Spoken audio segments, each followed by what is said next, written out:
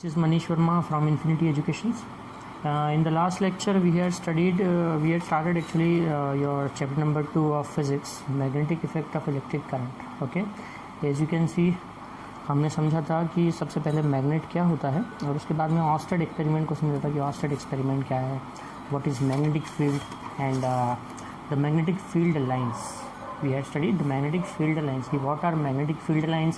What are the direction of magnetic field lines? Okay, what are the properties of magnetic field lines? ठीक है, these are the properties. Last lecture को आप फिर से देखिएगा, है ना, उसको रिवाइंड कीजिएगा कि आपने क्या पढ़ा था. Properties of magnetic lines and what is uniform magnetic field और उसका डायग्राम. यूनिफॉर्म मैग्नेटिक फील्ड को आपको रिप्रेजेंट करना डायग्रामेटिकली. ठीक है, इस तरीके से आप डायग्रामेटिकली यूनिफॉर्म मैग्नेटिक फील्ड को रिप्रेजेंट कर सकते हैं. What is uniform and non uniform magnetic field. So in brief last lecture में हमने ये समझा था कि इलेक्ट्रिक करंट का मैग्नेटिक इफेक्ट क्या है. और मैग्नेटिक इफेक्ट क्या है तो सबसे पहले हमने फिर मैग्नेटिक लाइंस देखी थी कि मैग्नेटिक लाइंस कैसी होती हैं किसी बार मैग्नेट के अराउंड, और उन मैग्नेटिक लाइंस की प्रॉपर्टी क्या होती है. मतलब हमने बहुत ही बेसिक चीज़ पढ़ी थी लेक्चर नंबर 1 में. आज लेक्चर नंबर 2 में हम देखेंगे कि कोई भी अगर करंट कैरिंग कंडक्टर है तो उसके अराउंड मैग्नेटिक फील्ड प्रोड्यूस होती है, कैसे प्रोड्यूस होती है और उसकी डायरेक्शन हम कैसे फाइंड करते हैं. ठीक है, तो हमारा आज का जो टॉपिक होगा वो है magnetic field around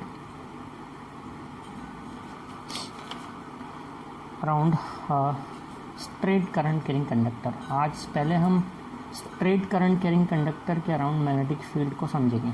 magnetic field around अ स्ट्रेट करंट कैरिंग कंडक्टर मतलब एक करंट कैरिंग कंडक्टर है जो कि स्ट्रेट है. ठीक है, एकदम स्ट्रेट है. जैसे सपोज कोई एक स्ट्रेट वायर हो या कोई रॉड हो. ठीक है, करंट कैरिंग कंडक्टर का शेप कैसा है, स्ट्रेट है, स्ट्रेट लाइन में है. तो उसके अराउंड मैग्नेटिक फील्ड कैसे होती है प्रोड्यूस, उसकी डायरेक्शन क्या होती है. ओके, वो सीखेंगे आज हम, है ना. तो एक्सपेरिमेंटली उसकी डायरेक्शन को कैसे फाइंड किया गया मैग्नेटिक फील्ड की किसी स्ट्रेट करंट कैरिंग कंडक्टर में बाय एन एक्सपेरिमेंट. कि सपोज़ आप कोई एक कार्डबोर्ड का टुकड़ा लें और उस कार्डबोर्ड के टुकड़े में से आर पार एक वायर को निकाल दें छेद करके. ठीक है, बीच में से आपने होल किया उसको और एक वायर को आपने उसके आर पार निकाल दिया. कार्डबोर्ड का पीस लिया एक, बीच में होल करके उस वायर को ऐसे करके हमने निकाल दिया स्ट्रेट करके. ठीक है, ऐसा स्ट्रेट ऐसा निकाला कि वो स्ट्रेट रहे. ठीक है, फिर इस वायर में हमने क्या कर दिया कि यहीं बैटरी कनेक्ट कर दिए, करंट को फ्लो करने के लिए की लगा दिए, बटन लगा दिया मतलब उसको प्रेस करने के लिए. ठीक है, एंड आप चाहें तो एक वेरिएबल रेजिस्टेंस या रेजिस्टेंस लगा सकते हैं. ठीक है, और एक अमीटर लगा दिया मेज़र करने के लिए कि कितना अमीटर है कि कितना अमाउंट ऑफ करंट फ्लो हो रहा है. ओके, ये बैटरी थी, प्लस माइनस इधर से करंट फ्लो होगा प्लस से. ठीक है, माइनस की साइड ये डायरेक्शन होती है करंट की लगाई थी आपने के. तो अब एक्सपेरिमेंटली हमें देखना है कि लास्ट टाइम हमने ये तो समझ ही लिया था कि जब भी किसी वायर में या किसी कंडक्टर में किसी भी चीज़ में करंट जब फ्लो होता है तो उसके आसपास मैग्नेटिक फील्ड प्रोड्यूस हो जाती है. ऑस्टेड का एक्सपेरिमेंट समझा था हमने, है. उसको हम पहचान सकते हैं कि उस वायर के आसपास या उस कंडक्टर के आसपास आप मैग्नेटिक नीडल को लेकर के जाए ना तो उसमें डिफ्लेक्शन आपको देखने को मिलेगा. इसका मतलब मैग्नेटिक फील्ड तो प्रोड्यूस हो ही रही है. जैसे कि ये वायर है, अगर इस वायर में अगर करंट फ्लो हो रहा है तो इसके आसपास चारों तरफ क्या प्रोड्यूस होगी, मैग्नेटिक फील्ड प्रोड्यूस होगी, है ना. अब हम आज वही देखना चाह रहे हैं कि जो मैग्नेटिक फील्ड प्रोड्यूस हो रही है उसकी डायरेक्शन क्या है. क्योंकि ऑब्वियसली मैग्नेटिक फील्ड प्रोड्यूस होगी तो कुछ ना कुछ डायरेक्शन होगी. हमने देखा मैग्नेटिक लाइंस को वो नॉर्थ से साउथ की तरफ मूव करती हैं, है ना. तो अगर मैग्नेटिक फील्ड प्रोड्यूस हो रही है तो उसमें भी किसी एक तरफ नॉर्थ होगा, किसी एक तरफ साउथ होगा, है ना. तो मैग्नेटिक लाइंस की डायरेक्शन क्या होगी. उसके लिए क्या किया मैंने जैसा अभी आपको बताया, कार्डबोर्ड का पीस लेके आपने होल करके वायर को आर पार निकाल दिया और ऐसा रखा कि उसको वो स्ट्रेट रहे. ठीक है, स्ट्रेट रहे वायर. और फिर उस वायर में हमने करंट फ्लो किया कि आई करंट फ्लो हो रहा है इसमें. ठीक है, अब हमने क्या किया, अब इस वायर में करंट फ्लो हो रहा है. अब इस कार्डबोर्ड के पीस को हम थोड़ा वाइब्रेट कराते हैं. मतलब ऐसे वाइब्रेट कराते हैं कि वो ऐसे ठोक के ऐसे आप कार्डबोर्ड के पीस को हल्के से धीरे धीरे से ऐसे क्या करोगे, आप उसको टैप करते रहोगे तो वो क्या करेगा, वाइब्रेट करेगा। और उस कार्डबोर्ड के पीस के ऊपर हमने क्या लगा दिया, डाल दिया है आयरन फिलिंग्स डाल दिया। ठीक है, आपने क्या किया, आयरन फिलिंग्स डाल दी यहाँ पे उस कार्डबोर्ड के पीस के ऊपर, और फिर उसको ऐसे ऐसे टैप करके वाइब्रेट किया तो आयरन फिलिंग्स हिलेंगी, है ना। तो आयरन फिलिंग्स क्या करती हैं, अपने आप को ऐसे, आयरन फिलिंग्स मतलब लोहे का चूरा है, वो एक्चुअली चूरा होता है, वो ऐसे अपने आप को क्या गोल गोल अरेंज कर लेती है। जब आप उसको ऐसे टैप करते हो ना तो वो हिलती है, आयरन फिलिंग्स वाइब्रेट करती है। ठीक है, तो जब करंट फ्लो हो रहा हो तब आप ऐसा करें, आयरन फिलिंग्स को डालें और उसको ऐसे ऐसे टैप करें कार्डबोर्ड को, तो आयरन फिलिंग्स कैसी ऐसी गोल गोल अरेंज हो जाएंगी। ठीक है, इस तरीके से गोल अरेंज हो जाएंगी। तो ऐसे गोल अरेंज हो गई, इसका मतलब इसके आसपास जो मैग्नेटिक फील्ड प्रोड्यूस हो रही है ना, उसमें जो मैग्नेटिक लाइन्स है वो ऐसे सर्कुलर फॉर्म में है, गोल गोल सर्कुलर फॉर्म में। ठीक है, तो मैग्नेटिक लाइंस की जो डायरेक्शन होती हैं वो एंटी क्लॉकवाइज होती हैं। वो किस रूल से होती है मैं अभी आपको आगे बताता हूँ कि उसमें हम क्या रूल अप्लाई करते हैं, कि हम ये मानते हैं कि ये जो मैग्नेटिक लाइंस है इसके अराउंड वो एंटी क्लॉकवाइज, ठीक है, जैसे करंट अगर नीचे से ऊपर जा रहा है तो ऐसे एंटी क्लॉकवाइज डायरेक्शन होती है मैग्नेटिक फील्ड की, यानी कि जो मैग्नेटिक लाइन्स हैं उनकी। अब जैसे आयरन फिलिंग्स ने अपने आप को सर्कुलर फॉर्म में तो अरेंज कर लिया, अब हमें कैसे पता लगेगा कि हम उसको क्लॉकवाइज माने कि एंटी क्लॉकवाइज माने। ठीक है, उसके लिए कुछ रूल्स होते हैं, मैं आगे आपको कुछ रूल्स बताऊंगा। ये तो एक एक्टिविटी थी जो मैंने आपको एक एक्टिविटी बताई कि मैग्नेटिक फील्ड की डायरेक्शन को या मैग्नेटिक लाइन्स की डायरेक्शन को किसी स्ट्रेट करंट कैरिंग कंडक्टर के आसपास हम कैसे डिमॉन्स्ट्रेट करेंगे। तो ये उसका प्रैक्टिकल डिमॉन्स्ट्रेशन है। ठीक है ना, प्रैक्टिकली उसका डिमॉन्स्ट्रेशन आप इस तरीके से कर सकते हो। तो अगर क्वेश्चन आता है उसका एक्सपेरिमेंटल डिमॉन्स्ट्रेशन या practical demonstration of magnetic field around the straight current carrying conductor हम लैब में कैसे करेंगे, तो आप इस डायग्राम के थ्रू बता सकते हो एक्सप्लेन करके। ठीक है ना, अब क्या है कि पहले मैं आपको एक लॉ बताता हूँ। वो लॉ शायद आपके एनसीईआरटी सिलेबस में नहीं है, लेकिन मैं आपको एनटीसी पॉइंट ऑफ व्यू से वो लॉ बताता हूँ कि वो लॉ क्या है। उसको हम बोलते हैं एम्पियर्स स्विमिंग रूल। इसमें इस चैप्टर में कई सारे रूल्स हैं। हाँ, तो सबसे पहले अपन जो पढ़ रहे हैं ना वो है एम्पियर्स स्विमिंग रूल। अब ये एम्पियर्स स्विमिंग रूल क्या है, ये कोई स्विमिंग करने का रूल नहीं है। पहली बात ये कि कोई स्विमिंग कैसे करते हैं ऐसा कुछ नहीं है। ठीक है, एम्पियर स्विमिंग रूल का मतलब ये है, जैसे जस्ट इमेजिन कि आप किसी स्विमिंग पूल में स्विम कर रहे हैं, ओके, और स्विम कर रहे हैं, सपोज ऐसे इस डायरेक्शन में स्विम कर रहे हैं, जो पेन है ना ऐसे इस डायरेक्शन में स्विम कर रहे हैं। ठीक है, और इफ़ आप ऐसा इमेजिन करें कि करंट आपके पैरों से एंटर होके सर से निकल रहा है, हालांकि अगर ऐसा हुआ तो आप बचेंगे नहीं। ठीक है, ये तो जब बस एक इमेजिनेशन है ना। जस्ट इमेजिन कि current is entering through your feet and emerging out from your head. Okay, means this is the direction of current in which you are swimming. Okay, और जस्ट इमेजिन कि आपके नीचे जहाँ आप swim कर रहे हैं ना उसके ठीक नीचे क्या रखी हुई है, एक मैग्नेटिक नीडल रखी हुई है। ओके, क्या रखा है, एक मैग्नेटिक नीडल रखा है। वो कंपास जिसको आप कहते हैं, ऐसा होता है एक नीडल, इस पर एक तरफ नॉर्थ एक तरफ साउथ होता है। ठीक है, तो सपोज ये उसका एन पोल है और ये उसका एस पोल है। ओके, आप ऐसे स्विमिंग कर रहे हो और आपके नीचे एक मैग्नेटिक नीडल रखी हुई है, और अगर आपने ऐसा इमेजिन किया है कि करंट आपके पैरों से एंटर हो रहा है और सर से निकल रहा है, तो जो नीचे मैग्नेटिक नीडल रखी है उसमें डिफ्लेक्शन किधर की तरफ होगा, आपके लेफ्ट हैंड की तरफ डिफ्लेक्शन होगा। This is amperes swimming rule. आपका लेफ्ट हैंड ऑब्वियसली इधर होगा, राइट हैंड उधर होगा, है ना। आप ऐसे ही स्विमिंग करेंगे इस डायरेक्शन में, अगर स्विमिंग कर रहे हो तो आपका लेफ्ट हैंड इधर होगा, राइट हैंड उधर होगा, है ना। तो एम्पियर स्विमिंग रूल क्या है, ये बताता है कंपास में डिफ्लेक्शन की डायरेक्शन को। अगर किसी स्ट्रेट वायर में करंट फ्लो हो रहा है ना, और उसके अंडरनीथ यानी कि नीचे की साइड में मैग्नेटिक कंपास रखा हुआ है, उस कंपास में मैग्नेटिक जो पोल है, नॉर्थ पोल है, उसका मूवमेंट किधर होगा, वो किस डायरेक्शन में डिफ्लेक्ट करेगा। एम्पियर स्विमिंग रूल ये बताता है। Means this rule is used to find the direction of deflection of north pole when current flow through a straight current carrying conductor। ठीक है, मैं इसके बारे में आपको सब कुछ लिखवाता हूँ, मैं आपको लिख के बताता हूँ। पहले मैंने आपको एक्सप्लेन कर दिया कि एम्पियर स्विमिंग रूल क्या है। मैं फिर से आपको समझा देता हूँ। एक्चुअली ये स्विमिंग रूल किस लिए है, ये फाइंड करने के लिए है कि कंपास में डिफ्लेक्शन किस डायरेक्शन में होगा जब करंट फ्लो हो रहा हो किसी स्ट्रेट वायर में और वो कंपास उस वायर के नीचे रखी हो। मैं आपको ये भी बताऊँगा कि नीचे की जगह अगर ऊपर रखी होगी तो क्या होगा। ठीक है, क्वेश्चन होते हैं आप लोगों के। तो वायर में अगर वायर ऐसा रखा हुआ है, मतलब उसके नीचे मैग्नेटिक नीडल रखी हुई है, तो उसमें उसका जो नॉर्थ पोल है वो इस तरफ, जिधर आपको एरो दिख रहा है उस तरफ, उसमें क्या हो जाएगा, डिफ्लेक्शन हो जाएगा। तो इसको समझाने के लिए एम्पियर ने एक स्विमिंग रूल दे दिया नाम। ओके, बस केवल समझाने के लिए कि अगर सपोज़ आप स्विमिंग कर रहे हैं, आपके नीचे, क्योंकि इस रूल से ऐसा होता है कि समझाने इस तरीके से समझाने से जल्दी समझ में आ जाता है। आप इमेजिन कर रहे हैं, आप इमेजिन कीजिए कि आप स्विमिंग कर रहे हैं, करंट आपके पैर से एंटर हो रहा है, सर से निकल रहा है, आपके नीचे एक कंपास रखा हुआ है, तो उस कंपास में डिफ्लेक्शन किधर होगा, जिधर आपका लेफ्ट हैंड है, यानी कि इस तरफ होगा। ठीक है, this is ampere swimming rule. अब ये रूल क्या बताता है, देखिए कुछ पॉइंट्स जो मैं आपको बता रहा हूँ कि रूल क्या है वो मैंने आपको बता दिया, रूल क्या है ना। और ये रूल क्यों यूज़ में लेते हैं हम, क्यों यूज़ में लेते हैं, डिफ्लेक्शन पता करने के लिए कि नॉर्थ पोल में डिफ्लेक्शन किधर होगा। अगर वायर ऐसा रखा हुआ है तो वायर के नीचे अगर रखा है कंपास तो डिफ्लेक्शन किधर होगा। ठीक है, स्ट्रेट करंट कैरिंग कंडक्टर के ठीक नीचे अगर एक कंपास रखा है तो उसमें डिफ्लेक्शन किस डायरेक्शन में होगा, ये पता करने के लिए हम स्विमिंग रूल को यूज़ कर सकते हैं। अब जैसे मैंने आपको बताया था कि कंपास नीचे रखा है तो लेफ्ट हैंड की तरफ डायरेक्शन हुआ, है ना। अगर कंपास ऊपर रखा रहेगा ना, यानी कि मैग्नेटिक नीडल जो नीचे रखी थी पहले आपके, अगर वो ऊपर रखी हुई है तो फिर राइट हैंड की साइड डिफ्लेक्शन होगा।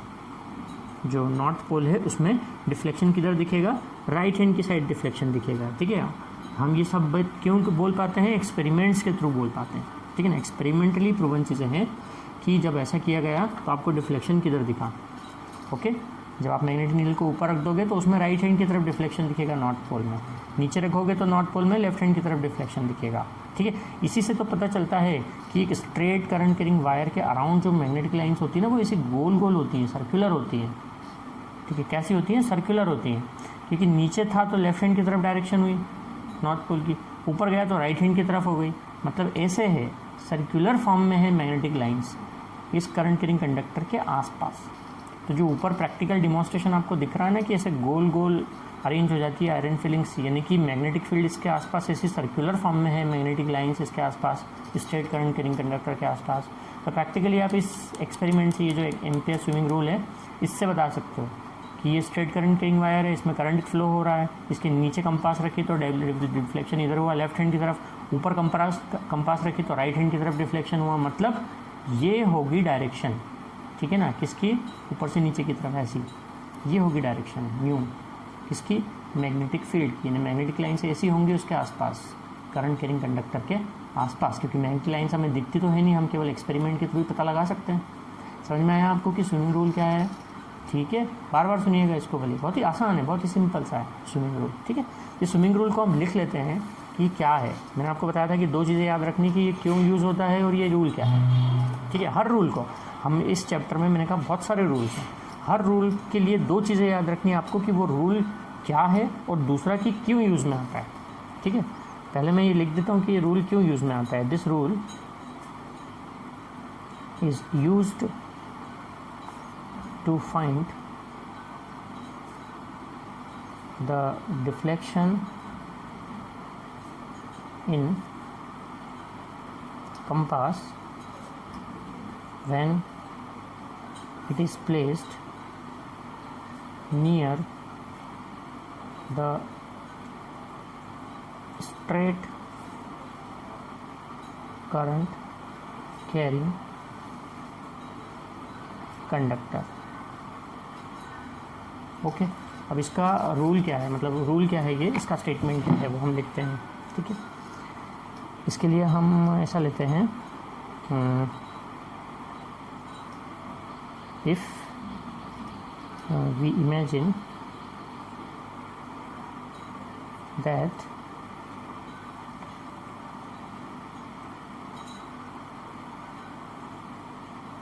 an electric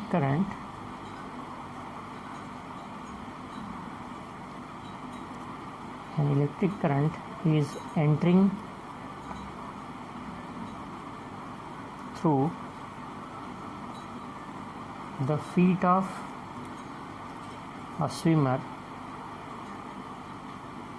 and emerging out through his head and if a compass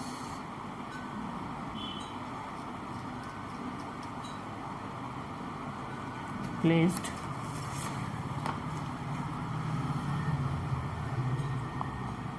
underneath the swimmer, then the deflection in north pole of the compass will be towards his left hand. Okay, हम यहाँ पे एक line और add कर सकते हैं. If compass is just above the swimmer, then the deflection will be towards his right hand. ठीक है, ये शायद आपके एनसीईआरटी में नहीं है. एम्पेयर स्विमिंग रूल क्या है, क्लास 12th में है ज़रूर, हाँ, लेकिन अगर 10th में नहीं है, एनटीएसी में सपोज आ सकता हो क्वेश्चन, तो इसलिए हमने आपको बता दिया कि स्विमिंग रूल क्या है. मेन पॉइंट्स क्या है स्विमिंग रूल के. आप इमेजिन कीजिए कि एक स्विमर है, उस स्विमर में करंट फ्लो हो रहा है पैर से सर की तरफ, ये डायरेक्शन है करंट की. स्विमर के नीचे मैग्नेटिक नीडल रखी है, कंपास रखा है मतलब, तो उसमें जो नॉर्थ पोल है उसका, वो उसका डिफ्लेक्शन किस डायरेक्शन में होगा, स्विमर के लेफ्ट हैंड की साइड में. और अगर कंपास स्विमर के ऊपर रखी हुई है तो डिफ्लेक्शन राइट हैंड की साइड में होगा. बस इतना ध्यान में रखिए, ये है स्विमिंग रूल, है ना. इस पर बेस्ड कर अगर कोई ऑब्जेक्टिव क्वेश्चन बन जाता है तो आप आंसर फिर कर सकते हैं. ठीक है, तो ये समझ में आया आपको कि स्विमिंग रूल क्या है. एम्पियर ने दिया था स्विमिंग रूल, इसलिए इसको एम्पियर के नाम से जानते हैं. एम्पियर से स्विमिंग रूल. ओके, आपने लिख लिया होगा. अब इसी रूल की एक कॉपी है, यानी इसी रूल को एक दूसरे तरीके से समझाया हुआ है और उसको एक नाम दे दिया है snow rule.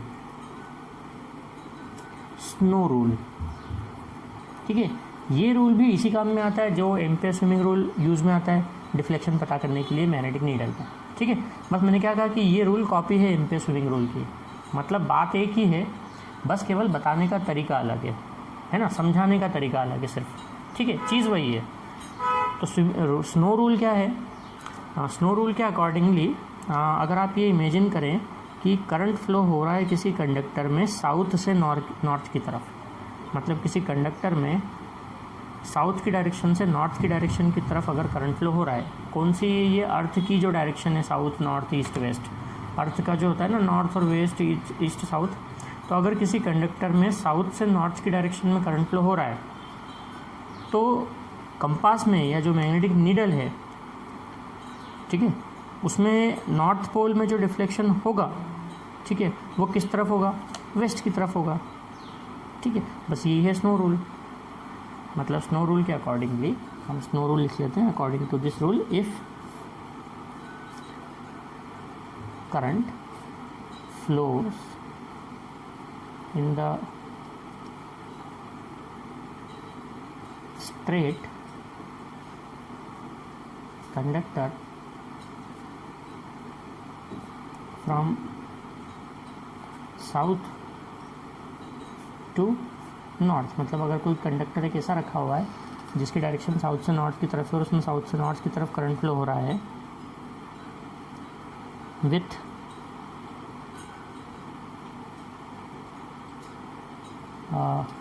Magnetic needle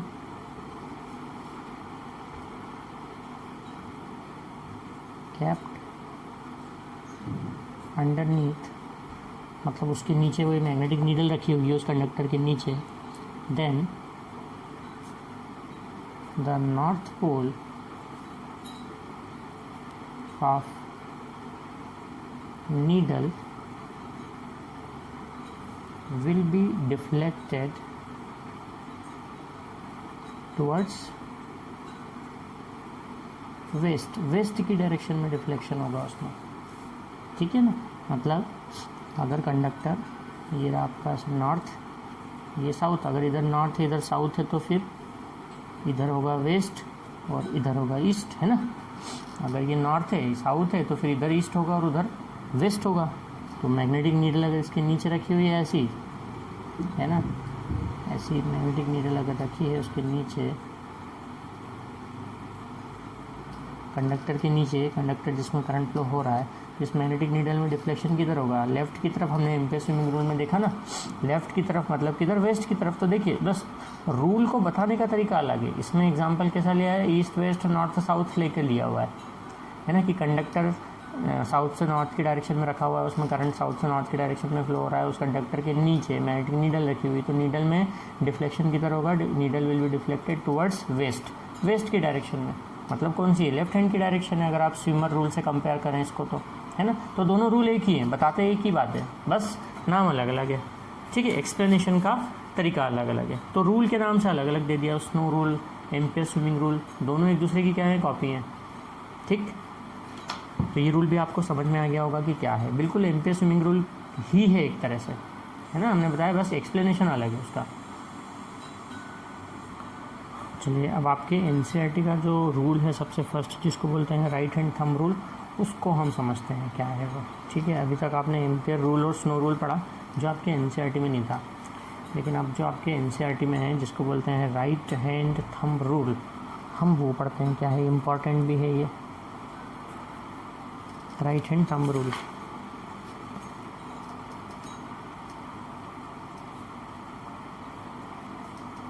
right hand thumb rule, right hand thumb rule क्या है। राइट हैंड थंब रूल को पहले समझ लेते हैं कि क्या है। राइट हैंड थंब रूल है, सपोज कोई स्ट्रेट, हम क्या पढ़ रहे हैं अभी, स्ट्रेट करंट कैरिंग कंडक्टर है ना। किसी स्ट्रेट करंट कैरिंग कंडक्टर में करंट फ्लो हो रहा है। सपोज ये पेन है, इसमें इस डायरेक्शन में, ऊपर की डायरेक्शन में, पेन की जिधर ये है पॉइंट है ना, इस डायरेक्शन में करंट फ्लो हो रहा है। इमेजिन कि हमने इसको ऐसे पकड़ा हुआ है राइट हैंड में, लेफ्ट हैंड में नहीं, हाँ राइट हैंड में। तो हमने इसको इस तरीके से पकड़ा हुआ है राइट हैंड, ठीक है। अब मेरे अंगूठे की डायरेक्शन में, थंब की डायरेक्शन में करंट फ्लो हो रहा है। तो थंब की डायरेक्शन में करंट फ्लो हो रहा है ना, तो अभी हमने बताया आपको, पूरे चैप्टर में हम यही बता रहे हैं आपको, कंडक्टर में जब भी करंट फ्लो होगा तो आसपास क्या प्रोड्यूस होगी, मैग्नेटिक फील्ड प्रोड्यूस होगी। तो इसमें भी कंडक्टर में करंट इस डायरेक्शन में, मेरे थंब की डायरेक्शन में फ्लो हो रहा है अगर, तो मैग्नेटिक फील्ड जो आसपास प्रोड्यूस हो रही है ना, उसकी डायरेक्शन क्या होगी, जिस डायरेक्शन में मेरी फिंगर्स रैप है इसके आसपास। इस मेरी फिंगर्स देख रहे हैं आप, इसके आसपास रैप्ड है ना। तो जिस डायरेक्शन में रैप्ड है उस डायरेक्शन में क्या होगी, मैग्नेटिक फील्ड की डायरेक्शन होगी, ठीक है। फिर से समझाएं, सपोज ये स्ट्रेट करिंग कंडक्टर है, ये पेन, मेरे थंब की डायरेक्शन में इसमें करंट फ्लो हो रहा है, तो मैग्नेटिक फील्ड की डायरेक्शन क्या होगी, जो फिंगर्स की डायरेक्शन है, जो मेरी रैप है फिंगर्स इसके आसपास। अगर मैंने इसको, मतलब अगर मैं इसको ऐसे करके, आप देखोगे सीधा करके, है ना, ऐसे करके सीधा करके देख रहे हो अगर, तो मेरे थंब की डायरेक्शन में इस पेन में करंट फ्लो हो रहा है। सपोज ये करंट कैरिंग कंडक्टर है, स्ट्रेट है, मेरे थंब की डायरेक्शन में इसमें करंट फ्लो हो रहा है, ठीक। तो फिर मैग्नेटिक फील्ड की डायरेक्शन क्या होगी, ऐसी एंटी क्लॉकवाइज, ऊपर से आप देखोगे तो, है ना। फिंगर्स की जो डायरेक्शन है, रैपिंग फिंगर्स, एंटी क्लॉकवाइज। और अगर मैंने इसको उल्टा कर दिया, ये देखिए, ये ऐसा कर दिया, तो अब मेरा थंब नीचे, यानी नीचे की डायरेक्शन में करंट फ्लो हो रहा है, तो फिंगर्स की डायरेक्शन ऐसी, रैपिंग फिंगर्स कैसी है, ऐसी क्लॉकवाइज। इधर से देखेंगे तो आप मैग्नेटिक फील्ड की डायरेक्शन कैसी हो गई, ऐसी क्लॉकवाइज। तो आप तो बस ये बोलेंगे कि फिंगर्स की जो डायरेक्शन होती है वही डायरेक्शन किसकी होती है, मैग्नेटिक फील्ड की डायरेक्शन होती है, जब किसी स्ट्रेट करंट कैरिंग कंडक्टर में करंट फ्लो हो रहा हो। इस तरीके से आप फिर से एक बार और देख लीजिए, क्या बोल रहा हूँ मैं। If we imagine that a straight current carrying conductor is holding in our right hand and the direction of current in the conductor is towards our thumb, then the direction of magnetic field will be represented by the curled fingers। ये जो fingers आपको दिख रही हैं, है ना, इस direction में जो मेरी उंगली घूम रही ना, इस डायरेक्शन में क्या होगी, मैग्नेटिक फील्ड होगी। और अगर मैं इसको रिवर्स कर देता हूँ ऐसा, ये देखिए, करंट की डायरेक्शन को आपने अपोजिट कर दिया, तो मैग्नेटिक फील्ड की डायरेक्शन क्या हो गई, अपोजिट हो गई मैग्नेटिक फील्ड की डायरेक्शन भी। समझ गए ना आप। कि ये क्या है rule, right hand thumb rule क्या है ना। ऐसा अगर आपने स्ट्रेट करंट कैरिंग पकड़ा हुआ है राइट हैंड में, लेफ्ट हैंड में नहीं, क्योंकि जैसे लेफ्ट हैंड में आप पकड़ोगे तो डायरेक्शन उल्टी हो जाएगी वो तो, है ना, ये नहीं। राइट हैंड में आपने किसी स्ट्रेट करंट कैरिंग कंडक्टर को होल्ड किया हुआ है, थंब की डायरेक्शन में करंट फ्लो हो रहा है, तो मैग्नेटिक फील्ड की डायरेक्शन क्या होगी, जिस डायरेक्शन में हमारी फिंगर्स हैं। ठीक है, इसको अब लिख लेते हैं हम राइट हैंड थंब रूल को।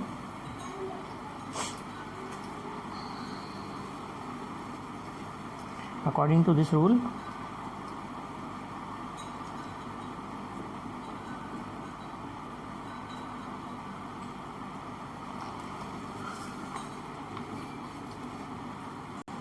according to this rule, imagine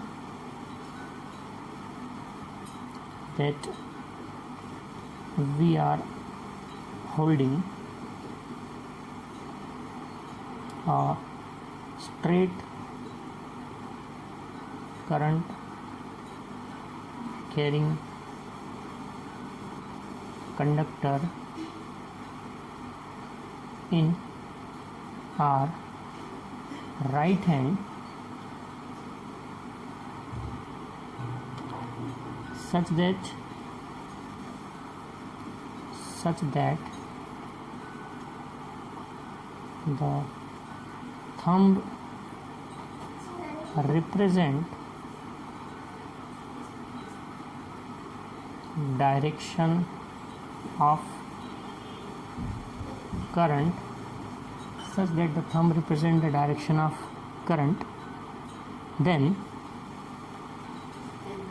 our fingers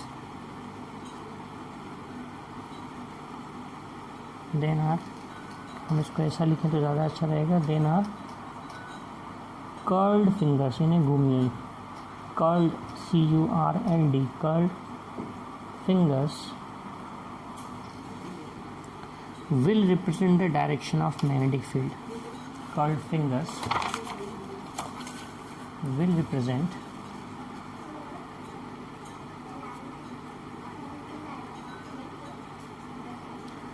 the direction of magnetic field around the conductor.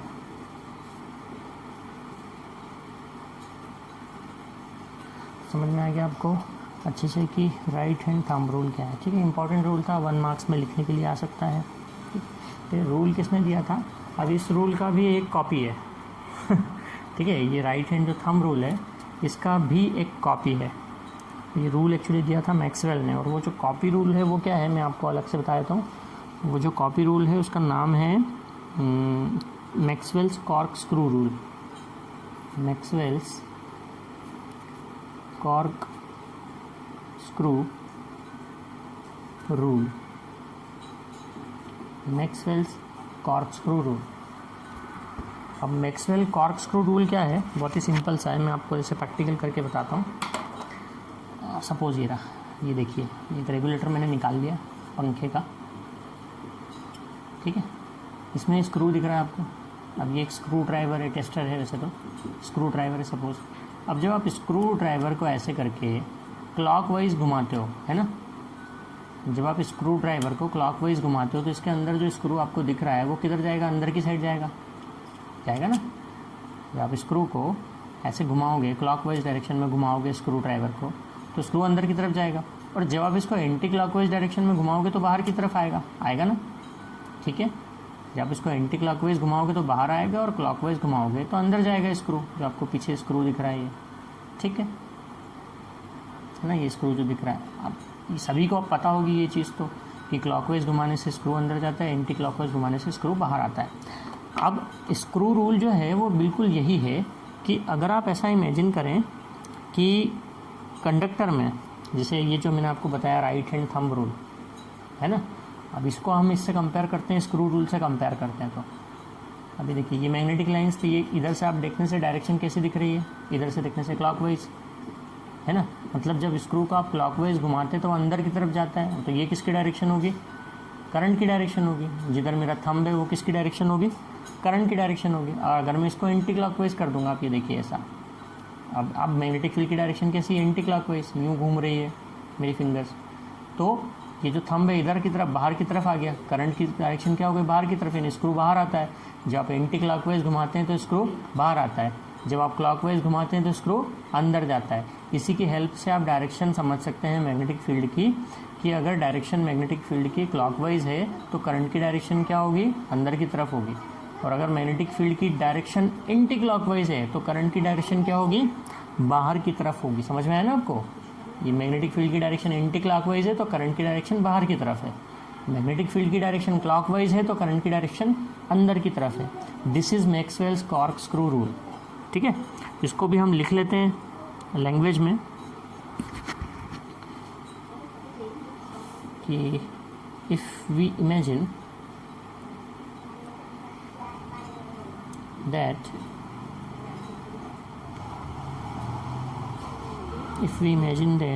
we are driving a screw in the direction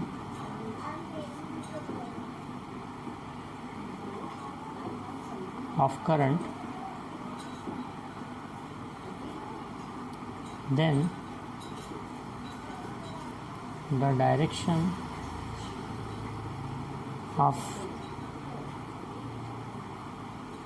direction of corkscrew is the direction of magnetic field. जिस direction में corkscrew जाएगा बाहर या अंदर की तरफ, वही किसकी डायरेक्शन होगी, मैग्नेटिक। ठीक है, हम क्या लिख रहे थे, if we imagine that we are driving a screw in the direction of current, then the direction of cork screw is the direction of magnetic field. ठीक है, ये है आपका Maxwell's cork screw rule. Right hand thumb rule है वो भी Maxwell ने दिया। ठीक है, राइट हैंड थंब रूल किसने दिया, वो भी मैक्सवेल ने दिया था, जो आपने अभी पिछले पढ़ा। तो आपने 4 रूल पढ़ लिए कि ampere swimming rule, what is ampere swimming rule, इसी की कॉपी है स्नो रूल। स्नो रूल क्या है, बताने का तरीका अलग अलग है सिर्फ। और फिर आपने पढ़ा राइट हैंड थंब रूल। ठीक है, यही है आपके एनसीईआरटी में right hand thumb rule. Right hand thumb rule आपने पढ़ा और इसी की कॉपी क्या है, मैक्सवेल्स कॉर्कस्क्रू रूल। ठीक है, इसी को आपने कॉर्कस्क्रू रूल के फॉर्म में पढ़ा। तो कहने को आपने 4 रूल पढ़े, पर बेसिकली वो 2 ही हैं, है ना। पर आप चारों को अलग अलग नाम से याद रखिए, अलग अलग स्टेटमेंट से याद रखिए। मैंने चारों के स्टेटमेंट्स लिखवाए हैं, आप भी अपनी अपनी कॉपी में चारों के स्टेटमेंट्स भी लिख के रखिएगा। ठीक है, तो आपने ये जो पढ़ा अभी, वो आपने पढ़ा कि किसी स्ट्रेट करंट कैरिंग कंडक्टर के आसपास जो मैग्नेटिक फील्ड प्रोड्यूस होती है, तो उसकी डायरेक्शन पता करने के लिए हम क्या करते हैं, है ना। नेक्स्ट लेक्चर में हम देखेंगे कि सर्कुलर करंट कैरिंग लूप होगा तो फिर क्या करेंगे। और अगर एक सोलेनाइड है, सोलेनाइड सबसे इंपॉर्टेंट टॉपिक है इस चैप्टर का, सबसे ज़्यादा इंपॉर्टेंट टॉपिक है सोलेनाइड। जैसे मैंने आपको बताया था इलेक्ट्रिसिटी चैप्टर का सबसे इंपॉर्टेंट टॉपिक था ओम्स लॉ, उसी से रेजिस्टेंस बताया हमने, रेजिस्टेंस को एक्सप्लेन किया, रेजिस्टिविटी को एक्सप्लेन किया, वो टॉपिक सबसे इंपॉर्टेंट था इलेक्ट्रिसिटी का। वैसे ही मैग्नेटिक फील्ड का सबसे इंपॉर्टेंट टॉपिक है सोलेनाइड, है ना। तो नेक्स्ट लेक्चर में हम पढ़ेंगे magnetic field due to current carrying circular loop और सोलेनाइड। ठीक है, थैंक यू।